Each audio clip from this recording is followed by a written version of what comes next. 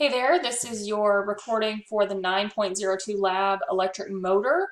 So I have gone into the content tab and searched for 9.02, and I'm going to start here in the Learn folder with the lesson introduction. So as always, we want to start in the Learn folder with the lesson introduction to make sure that we get all of the information on our lab.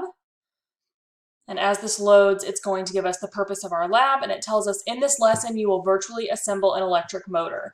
You will then change some of the variables to see how the changes affect the motor's action. And the question shown to us in our concept mastery map is, how can you convert electrical energy into mechanical energy? So we're going to experiment with an electromagnet by building an electric motor. We're going to test the design and then analyze our results.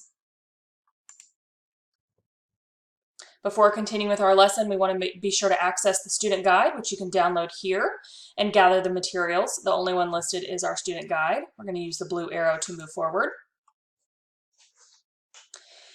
Then the lesson is going to give us some lab information about electric motors. It tells us that a simple motor demonstrates how electrical energy is converted into mechanical energy. If you pass a current through a loop of wire, the wire becomes an electromagnet. So you'll see here we have a battery, we have a few wires, the loop, and a magnet attached. Two magnets will pull toward each other if their poles are opposite. Likewise, they will turn away from each other if the poles are facing each other, if the same poles are facing. In this lab, you will build a virtual motor and take data about its operation. The virtual motor will behave similarly to the one shown here on the screen. The next page takes us to the actual investigation on this lab, which will show us the lab simulation. It's going to remind us that our lab is designed to be completed over 2 days. The lab shouldn't take you more than about 15 to 20 minutes, but I do allow 2 days in case you need it for the lab report. So today you're going to create a motor that you can use to take data and find trends. Today, motors of all sizes are used in devices in almost every industry. You will create a simple virtual motor that is connected to a meter that measures rotations of the motor per minute. Then you can take those data and draw conclusions about how different components affect the behavior of the motor. On the third and final screen, we will click on the virtual link, which will open this virtual motor lab. Begin the lab, choose your gloves,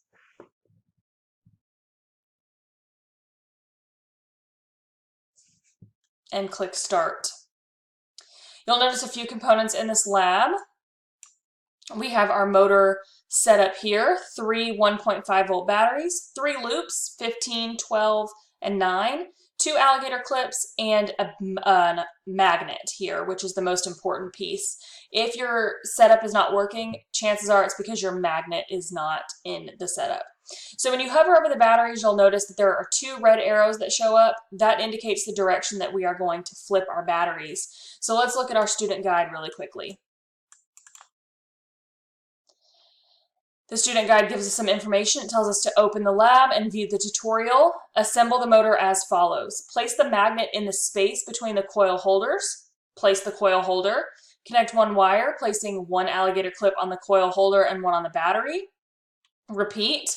Place a battery in the holder, noting the positive and negative poles of the battery, and touch the coil to make it spin. So that's what we're going to do in our tutorial.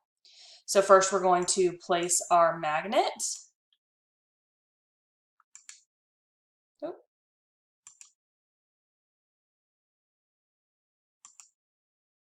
Choose a coil. You will use all 3 coils. Place a battery, noting that my negative is on the left. And we're going to drag our alligator clips to the coil holder and the battery holder as indicated in the directions. And then we will touch the coil to make it spin.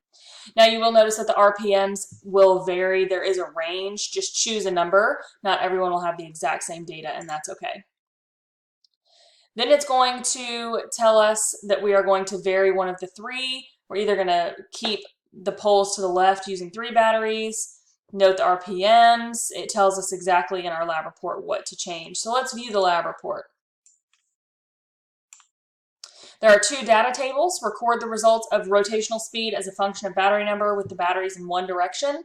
So in this particular simulation, my negatives are on the left. Every time I do this, my negatives should be on the left. And you can see how my RPMs change as I add more batteries. Data table number 2 tells us to reverse the batteries. So this time we'll do the negatives on the right-hand side and the positives on the left. And then it asks us to create a graph. You can hand graph, draw these out by hand and submit them that way, or you can go to Insert and then click Chart. And your graphs should be line graphs. So when it brings up the chart, give that just a moment to load.